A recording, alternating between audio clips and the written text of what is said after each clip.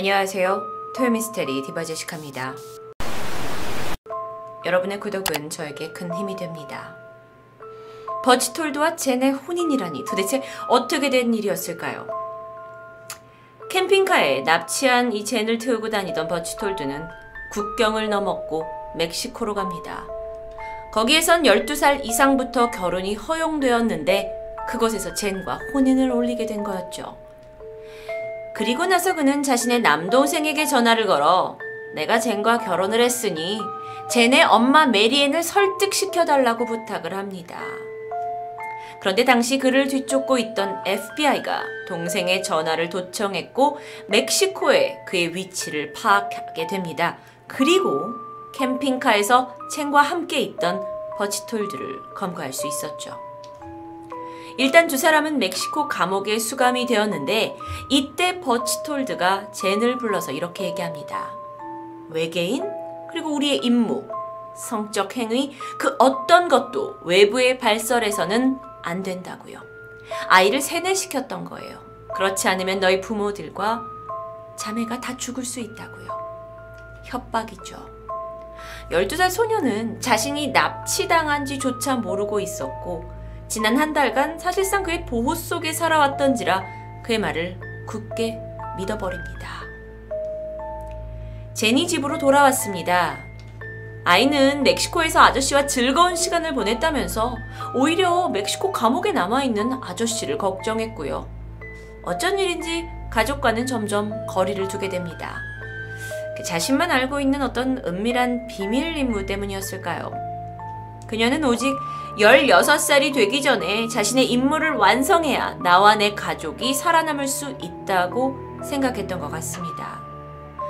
한편 FBI는 버치톨드를 납치, 감금 혐의로 기소하게 됐고 죄목은 그 어느 때보다 명백했습니다. 하지만 이때 버치톨드가 젠의 부모를 찾아갑니다. 그리고 자신의 혐의를 무효화해주지 않으면 그동안 부부와 있었던 그 지저분한 섹스 스캔들을 공개하겠다고 협박하죠. 부부로서는 그 일이 알려졌을 경우 자신들이 감당해야 할 수치심 이게 너무도 끔찍했고 두려웠기에 결국 버치톨드가 저지른 모든 이 납치 감금 사건은 부모의 동의하에 그리고 젠의 자유의지하에 두 사람이 멕시코로 여행을 한 것이다 라는 것에 동의했고 사인하게 됩니다. 이후 재판을 남겨두고 버치톨드는 다른 도시로 이사를 갔고 사건은 이 젠과 가족에게 큰 상처를 남기고 마무리되는 듯 했습니다. 그러던 어느 날 젠이 막 잠에 들려던 쯤이었어요. 창가 쪽에서 부시럭거리는 소리가 납니다. 그래서 잠에서 깼죠? 버치톨드였습니다. 그는 몰래 방으로 들어와서는 젠, 외계인들이 지금 우리를 위해서 계획을 세우고 있어. 그러니 우리는 계속해서 임무를 수행해야 해. 그리고 이후에도 버치톨드는 젠 앞에 끊임없이 나타납니다. 여러분 물론 우리는 이 사건을 제3자의 입장에서 해석하고 있지만 젠은 당시의 상황에서 전혀 이성적이지 못했다. 그럴 수 없었다라는 걸 이해하셔야 할 것 같습니다. 버치톨드에게 정신적으로 철저하게 세뇌당했고 심지어 자신이 외계인이고 또 그를 사랑하고 있다고 믿었을 정도였으니까요. 그러다 보니까 젠이 어느 날 엄마에게 자신은 버치톨드 아저씨를 그리워하고 있고 또 나는 아저씨와 결혼해야 한다고까지 말하게 됩니다. 정말 엄마로서는 억장이 무너지는 순간이었겠죠. 납치 35일 만에 아이가 집으로 돌아왔는데 버치톨드는 부모 합의서를 받은 채 여유롭게 재판 기다리고 있고 그 사이 그 사람과 내 딸과의 비정상적인 관계는 지속되었던 겁니다. 상황이 결코 나아지지 않았습니다. 그러다가 이 젠이 방학에 이사간 아저씨가 새롭게 문을 연 어떤 소규모 놀이공원에 알바를 하러 가겠다고 고집을 부립니다. 당시 젠이 이제 사춘기에 접어들면서 굉장히 반항적이었고 부모도 쉽사리 컨트롤하지 못했던 것 같은데 결국 엄마는 아이를 비행기까지 태워서 그 놀이공원에 알바를 하는 것을 허락하게 됩니다. 도대체 어떻게 그 모든 일을 겪고 아이를 납치범한테 보냈는지 저로서도 전혀 이해가 가지 않고 있습니다. 어쨌든 쟤는 아저씨와 재회했고 그곳에서도 임무는 계속되었습니다. 쟤는 13살, 14살을 넘어가던 시기였는데 당시 상황을 완전히 난 세뇌당했다라고 설명을 하고 있는데요. 그저 사랑을 기반으로 살아남기 위해 임무를 수행해야 한다고 생각했습니다. 그렇게 2주간을 거기서 시간을 보내고 돌아온 쟤는 점점 다른 사람이 되어갑니다. 부모와의 사이에서는 늘 긴장감이 감돌았고 가족과 제대로 어울릴 수조차 없었습니다. 한편 버치톨드는요, 아이 엄마에게 전화를 걸어서 제니, 나를 만나는 것을 허락하지 않으면 내가 또다시 아이를 납치할 거라고 협박하는데요.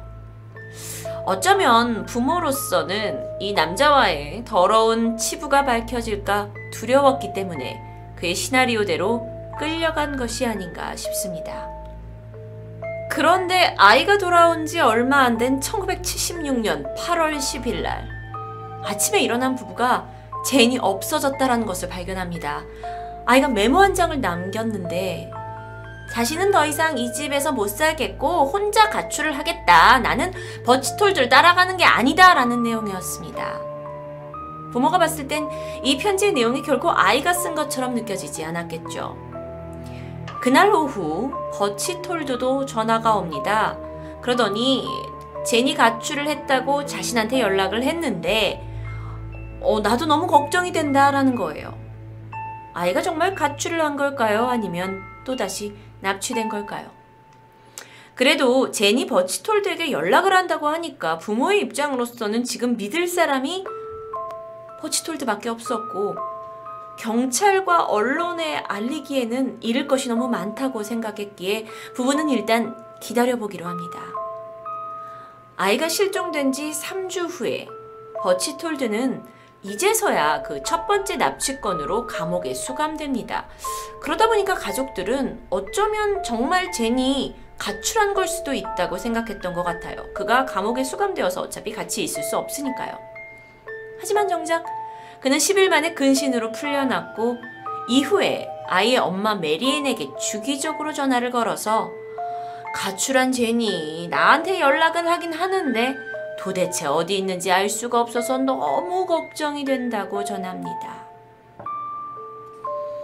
이런 답답한 상황은 무려 3개월이나 지속되었고 메리앤 또한 엄마 또한 이 버치톨드가 도대체 진실을 말하는지 거짓말을 하는지 파악할 수가 없게 됐어요. 제니 사라진 지 3개월 만에 부부는 FBI에 연락을 취합니다. 그리고 경찰은 그의 캠핑카 위치를 파악하게 되죠. 경찰이 그곳에 들이닥쳤을 때 버치톨드는 난 쟤네 행방을 전혀 모른다고 잡아떼는데요. 아이가 사라진 지 100일째.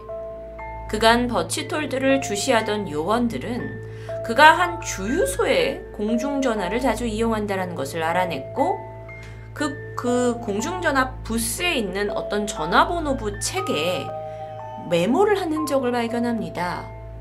근데 번호를 추적해보니까 다름 아니라 이곳에서 멀리 떨어진 무려 캘리포니아 주에 위치한 여자 카톨릭 기숙학교였는데요. 경찰은 감이 왔습니다. 그래서 학교를 수소문한 끝에 가보니까 그곳에 제니 가명으로 입학한 사실을 밝혀냅니다. 알고 보니까 버치톨드가 젠을 자신의 딸이라고 속이고 제가 CIA 요원인데 아이를 계속 돌볼 수가 없으니까 이곳에 맡기겠습니다. 하지만 나의 특수한 직업 때문에 절대 나 외에는 다른 사람에게 아이를 보여줘서는 안 된다고 당부한 거죠. 이후에 그는 주말마다 젠을 보러 왔었습니다. 정말 이게 실화일 수 있는가라고 쉽게 믿어지지도 않는 스토리입니다. FBI 추적 끝에 젠은 겨우 집으로 돌아왔죠. 젠이 두 번째로 사라진 그날 몰래 아이의 방으로 드나들던 버치톨드가 사실 그녀에게 강하게 설득한 것도 있었겠지만 세뇌당하고 있던 젠도 사실 자유의지로 가출을 한 거였기 때문에 아이가 집에 돌아왔을 때 아이는 완전히 변해 있었습니다. 신경질적이었고 제멋대로 굴었던 거죠. 더 이상 가족이 아닌 것처럼 느껴지기도 했습니다. 그러던 어느 날 아빠 밥이 전화 한 통을 받습니다. 아빠가 비즈니스를 하고 있던 그 꽃집에 불이 났다는 것이었죠. 놀란 가족은 모두가 현장에 달려가게 되는데 가게가 불에 활활 타고 있었습니다. 모두 허탈한 표정으로 울먹이면서 그 광경을 보고 있는데 이때 아빠가 가족들을 꼭 껴안으면서 말합니다. 괜찮아. 내가 이 세상에서 제일 중요하게 여기는 것들은 지금 다 내 품 안에 있어. 얘들아, 괜찮아. 이 젠의 개인 인터뷰를 통해서 그녀가 이렇게 말을 했습니다. 그 일이 있는 그날부터 비로소 자신이 얼마나 잘못된 방향으로 가고 있었는지, 어쩌다 내가 이 모든 걸 초래했는지 후회하게 되었다고요.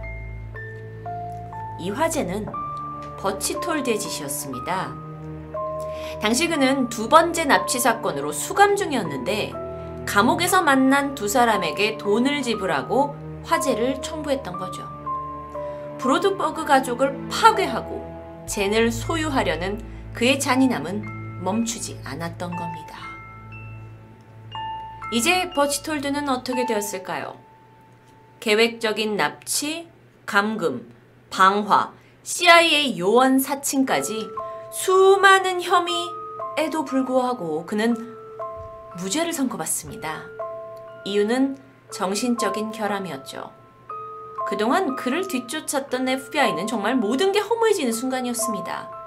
사실 그의 혐의는 최소 20년형을 받을 수도 있을 만큼 무거웠다고 하는데 버치톨드는 형벌을 피하고 정신병원에 수감되었고 상담을 한 후에 6개월 만에 집으로 돌아옵니다.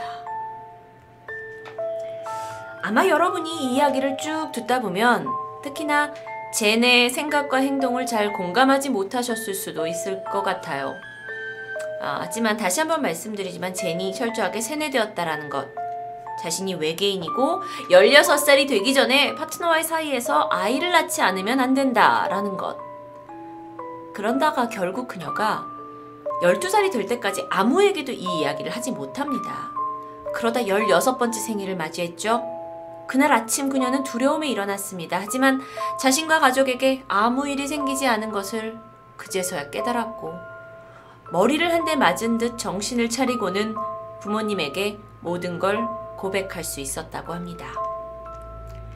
메리에는요, 이후에 자신이 부끄럽다고 생각됐던 버치톨드와의 부적절한 관계, 이 치부를 내려놓고 딸의 고백을 바탕으로 이 영화 같은 스토리를 책으로 담아서 2003년에 출판합니다.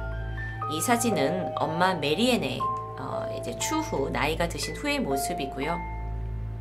그리고 이 사진은 젠의 이제 추후 나이가 든 모습입니다.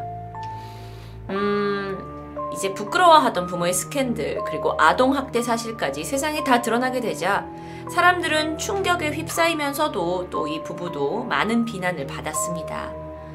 그러다가 보니까 그때까지 정신병원 나와서 잘 살아가고 있던 버치톨드가 이 모녀가 책을 써서 돈을 벌려고 거짓말을 하고 있다라고 주장하기 시작합니다. 그러다 심지어 메리앤과 젠 모녀가 등장하게 되는 행사장까지 나와서는 그녀들을 위협하기 시작했죠. 그러다가 무슨 일이 발생하냐면 버치톨드가 이 아동학대를 반대하고 있는 한 단체들과 부딪히게 됩니다. 싸움에 휩싸였고 폭행 혐의를 받게 되는데요. 그는 결국 이 폭행 혐의에 대해서 유죄 판결을 받게 됩니다. 그리고 법원에서 형벌이 내려지기 바로 전날 그는 자신과 같은 아동 성범죄자가 감옥에 가면 어떻게 되는지 잘 알고 있었습니다. 그는 남동생과 함께 있던 자리에서 감옥에 가느니 차라리 자살을 선택하겠다면서 다량의 약을 복용하고 삶을 끝냅니다. 이 정말 실화라고 믿을 수 없는 이 잔인한 이야기는 얼마 전 넷플릭스 위험한 이웃이라는 다큐를 통해서 제가 접하게 되었습니다. 너무도 충격적이고 인상적이었기 때문에 이 긴 다큐를 제가 좀 토요미스테리 스타일로 재구성했는데, 사실 이 다큐멘터리를 보시면 실제 관련자들의 인터뷰, 범인 버치톨드의 음성 파일, 전화 기록까지 세세한 내용을 보실 수가 있습니다. 여러분께 이런 류를 좋아하시는 여러분께 추천을 하기도 하지만 사실 보고도 왠지 꺼림직했던 그런 기억이 있습니다. 위험한 이웃, 토요미스테리 디바제시카였습니다.